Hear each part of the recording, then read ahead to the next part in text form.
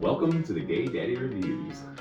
A pair of Hong Kong lovers journey to Argentina in a turbulent cycle of codependency as they fight, make love, and then fall apart all over again. Any of that sound familiar to y'all?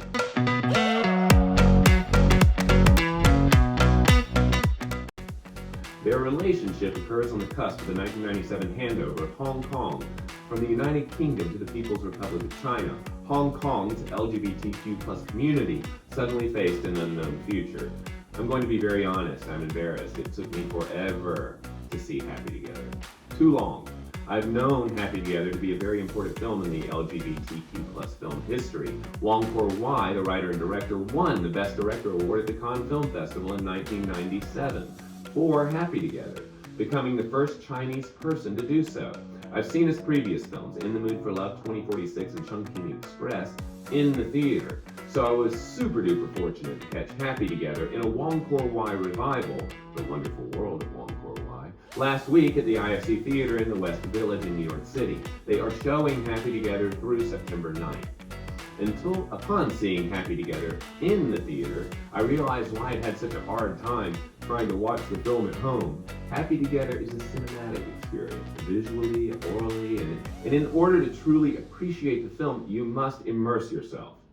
If you're going to stream this film on your laptop, like most of us do, then you need to darken the room completely, put a sheet over your head and headphones on, be sure to go to the restroom and get all your beverages and snacks. The film is only an hour and 40 minutes, the perfect length, in my opinion.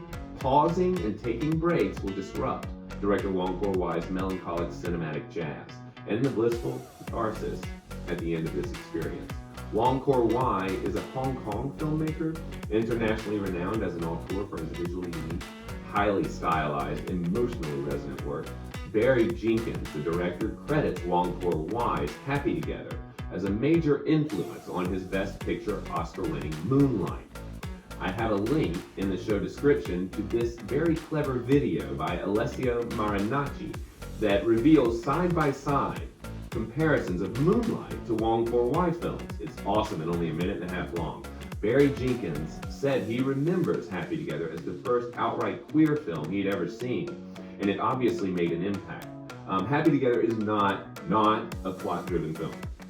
Wong Kar-wai's film intoxicates with emotions, moods, and atmospheres, allowing you to desire, swoon, and ache along with them. They've traveled to Argentina to save their relationship and follow their dream of seeing the Iguazu Falls. The majestic falls are used repeatedly as an image of their goal and the serenity that continually eludes them. Their testy relationship, however, stands in their way. To make ends meet, Lai takes a job as a doorman at a tango bar, while Ho becomes a hustler. The exact nature of his hustling is never clearly defined, although he does bring tricks to the bar where Lai works. As they drift in and out of each other's lives, they also drift as displaced foreigners in Buenos Aires. They're not really welcome in either place, the new Hong Kong or Buenos Aires. From time to time, they appear to be ready to reunite, but they're never in the same frame of mind at the same time. And then late in the film, a third young man appears, Chang. He's from Taiwan, and he has found work with Lai in a Chinese restaurant. Chang's saving up to go to the lighthouse at the end of the world in Ushuaia, Argentina. Chang brings with him a sense of renewal and optimism. I'll stop there with the story. Happy Together is shot in brilliant monochrome and saturated colors by cinematographer Christopher Dole, and accentuated with William Chang's wonderfully sleazy set design.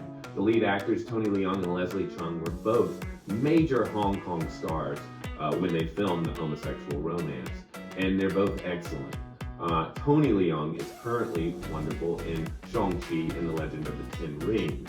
He brings the emotional intensity. My favorite Tony Leung films are In the Mood for Love, Lust Caution, directed by Ang Lee, my favorite director, and Infernal Affairs, which is amazing. Martin Scorsese's The Departed is based on Infernal Affairs.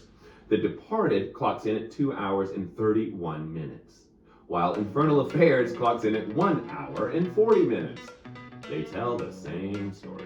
Infernal Affairs is the much better movie. Check it out. And Leslie Cheung first came to my attention for his role as a homosexual Peking opera actor in Farewell My Concubine. I'll have a review of that film coming up soon. His role in Farewell My Concubine catapulted him to prominence in the Western world. Leslie Cheung was already a big pop star in Hong Kong. For his Passion Tour, he collaborated with fashion designer Jean-Paul Gaultier, and the tour broke attendance records throughout Asia. His career was considered inspiring and scandalous. As an admitted bisexual, he brought about numerous public discussions focusing on his sexual orientation and androgynous persona. The most beautiful scene in Happy Together is when they tango in the kitchen. This scene cements Wong Kar-wai's status as cinema's poet of heartbreak, loneliness, and desire. See Happy Together in the most theatrical setting you can conjure. In conclusion, rating Happy Together seems tacky, but I'll give it 5 stars. In Happy Together, the gay couple is at the literal and emotional edge of the world, and it's pure poetry. I'll have a review of Moonlight and Farewell My Concubine coming up very soon. Alright y'all, until next time, always remember, living well is the best revenge.